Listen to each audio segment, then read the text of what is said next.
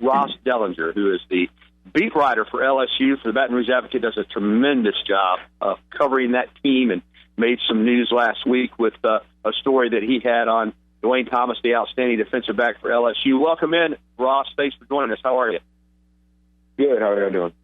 Doing very, very well. Good to have you. Let's jump into this game, and let's begin with the bye week last week. Even though both teams were off, a little news coming out of your paper there. Dwayne Thomas, outstanding senior defensive back for LSU, making some news. And listen, I got no problem with it. He's confident. He feels like his team matches up well against Alabama. But still, as you know, when you come out and just say it very positively and without any regard for whether Alabama sees it as bulletin board material or not, it's going to make news. He said that he thought that LSU's defense would dominate Alabama's offense. In fact, he said, I think we'll dominate that team. And that made some national buzz. Were you surprised by his level, not his level of confidence necessarily, but by the fact that he just came out and told you that? Maybe a little bit. Dwayne is he's a senior. He's a fifth-year senior. So he's a guy who has seen a lot of losses to Alabama, has not beaten Alabama in his career.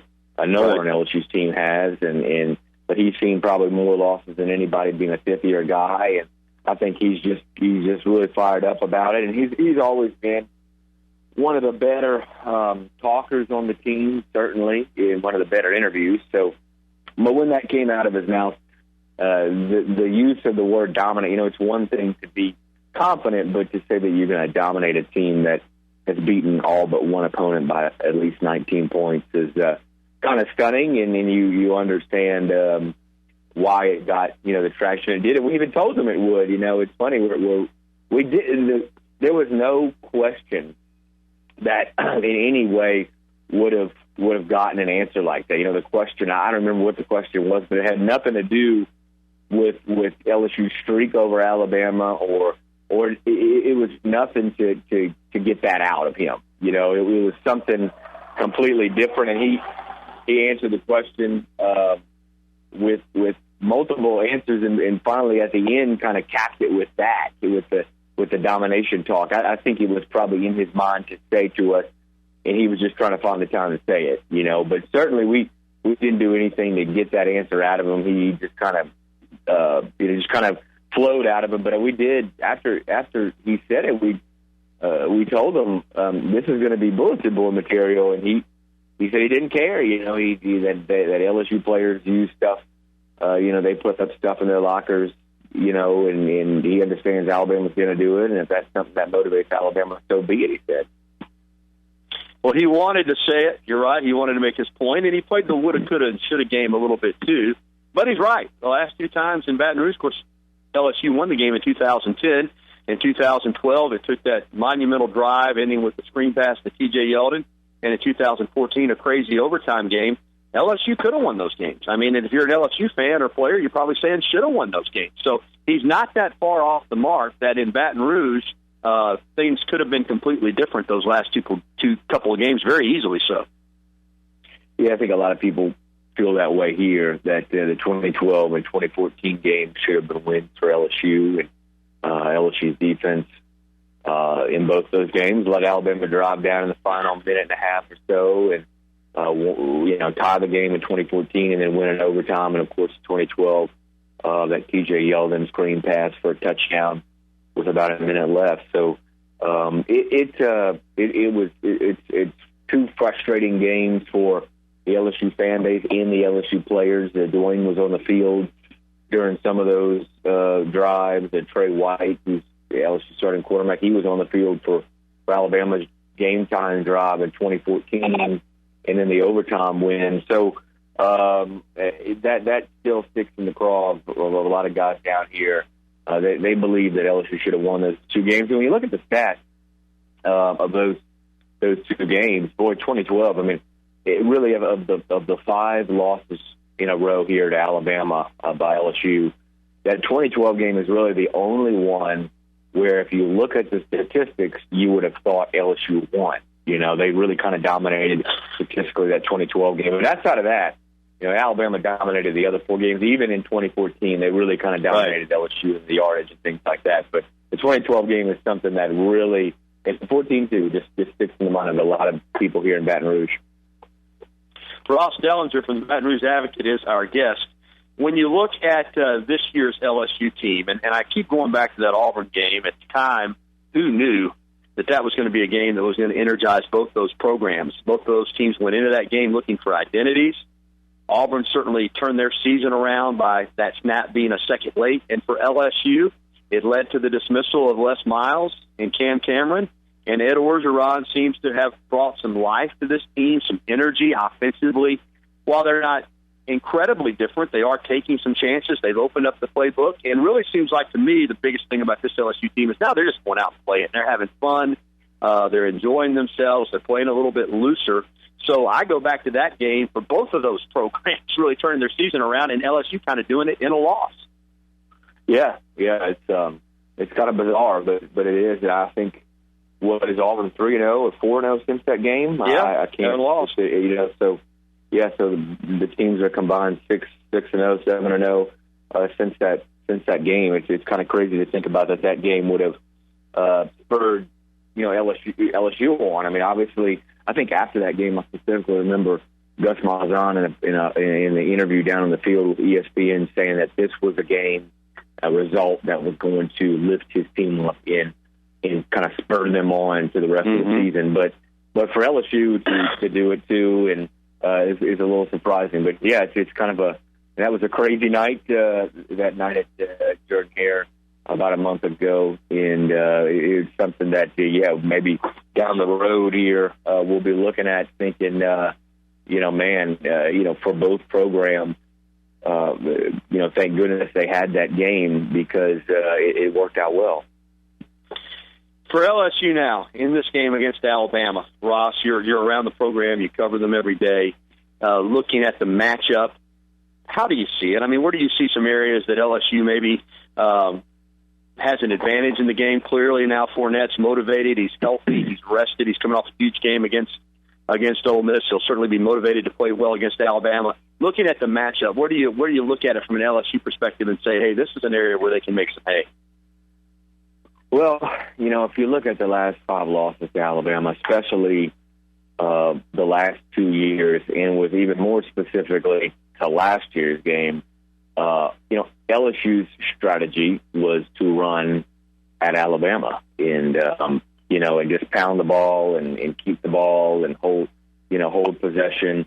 But that's just not a way. It's just tough to win games if that's your strategy against Alabama, because you're running into the teeth of what they're the best at, and that's in between the tackles and stopping the run.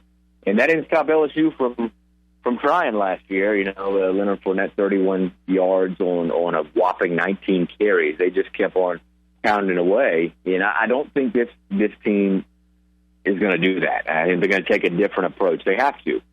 And I think that approach is going to be what we've seen, a lot of what we've seen the last 3 games with Ed Orgeron and Steve Ensminger calling plays now in place of Cam Cameron. And that is an offense that's tweaked a little bit, that throws the ball more early and downs to set up the run. This is not a team any longer necessarily that runs to set up the pass, as it was with Les Miles coaching. It's kind of a team that sets up the run with the pass. And we've seen a lot of early passes. We've seen a lot of passes early and downs. We've seen a lot of 3 and 4 wide receiver formations to spread out the defense to set up the run, and that's what they have to do against Alabama. You've got to spread them out a little bit, but more so you just can't pound away play after play, and that's what LSU's done a lot recently, specifically with last year's game.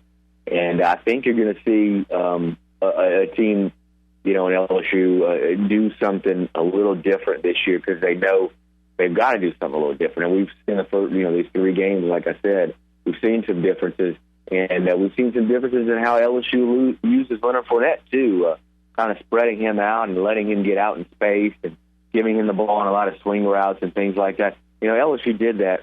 They tried to do that with Cam Cameron and Les Miles when they were still here, but they just didn't execute properly. We're seeing more of an better execution in a lot of those plays.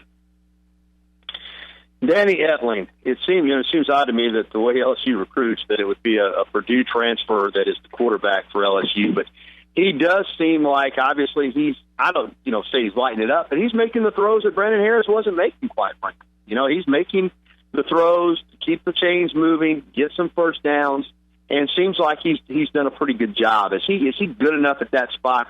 Can he play good enough football at the quarterback position for them to beat Alabama? When you have a team, program like LSU that obviously, like Alabama, every year reels in a top 5 recruiting class, and has these big monsters on defense and, an offense built for running the football. And when you have that type of program, all you really need is a quarterback who can I hate to say the game manager because it's such a cliche, but even Ed Orgeron called Danny Etling a game manager last week. Right. I mean, that's all the program needs. And Brandon Harris really was kind of the opposite of that. He wasn't a guy that you put into a pro-style system and you hope just kind of manages the game and goes through his progressions.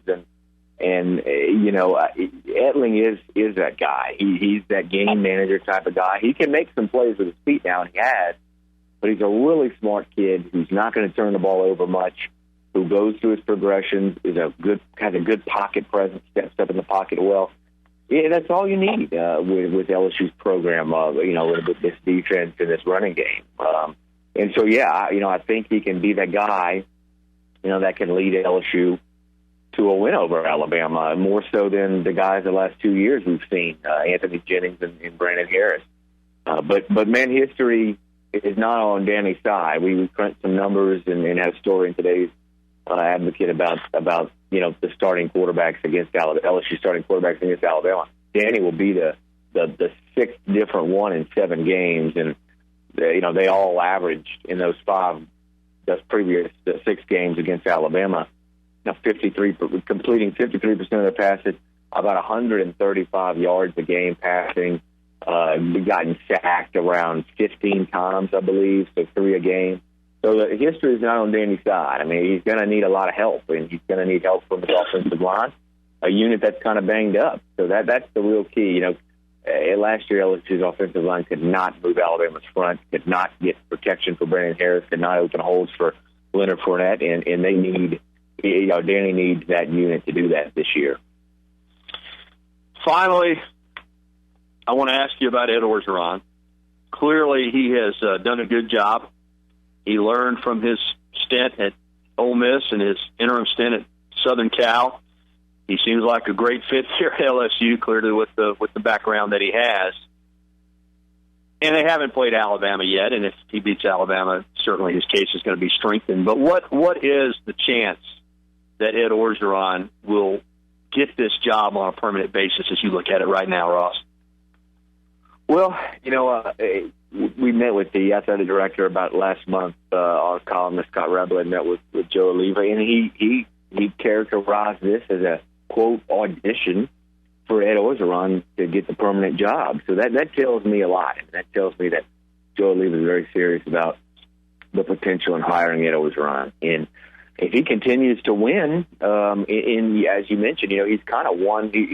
He's winning in all aspects, not just on the field. He's winning over the media. He's open practice backups. He's being very honest and open with injuries, unlike Les Miles was not necessarily like that. And then he's winning some of the boosters. I know he's been, he's met with boosters and things like that, and he's winning the fans. Obviously, I mean he's a loud Cajun guy, so he's like a lot of them, and so he's winning over that group, and then he's winning on the field. So he's checking off a lot of boxes here, and he's honestly well on his way to I think to getting the full-time job. But as we all know, no matter what you do off the field, it doesn't matter. You've got to win. So I don't think there's necessarily a win total, a number out there. But I'll say this: I think that if he goes 4-0 or 3-1 even during this stretch, I think it's tough for LSU not to hire him. I agree. Well, it's going to be a great game on Saturday night. We appreciate your perspective. Ross, you do a great job covering the Tigers. I encourage folks that want to keep up with the game from the LSU perspective to get online and check out the website there for the Advocate. And Thanks for the time, buddy. All right. Thank you.